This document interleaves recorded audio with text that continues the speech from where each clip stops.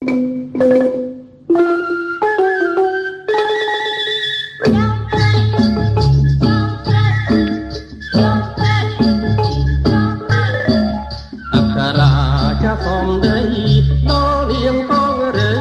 ត្រីមានម្ដាយអក្សរាចាសំដីតលៀងកងរៃបុត្រីមានម្ដាយតាំងពីប្រត់គ្នាឆ្ងាយខ្លួនម្ដាយសែនសុខគ្រប់ទិនទីវាផ្ដាយគិតដល់ស្ងួនគ្នាទ្រង់នៅកំព្រាកាយកា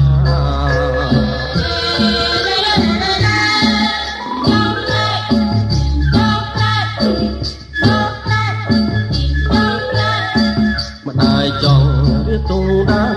ឲ្យកែវលាំងមានគូស្នេហាដែរចង់រៀបទូដាំងឲ្យកែវលាំងមានគូស្នេហាព្រមជួយថែរាំងសាក្រុមក្រងសេមាមើលតាខុសត្រូវពួនពេញរូបហើយទៅយល់តាមម្ដាយទៅព្រះមួយជីវិត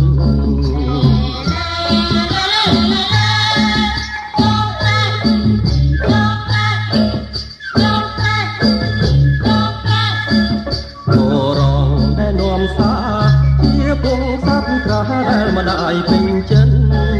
ពួររងដែលនោមសាជាពងសត្វថាដែលម្ដាយពេញចិនជាកលយានមិញជាគូស្នេហ៍ស្និទ្ធមិនតូចគ្នាមានរិទ្ធពីដែលជាលោកយាមការពីរាបាន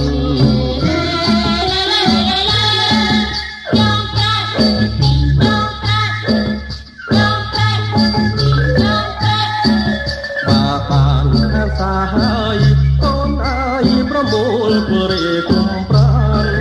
បានខាងសាហើយកូនអើយប្រមូលពរេគុំប្រានសងរងការឲ្យបានថ្ងៃនឹង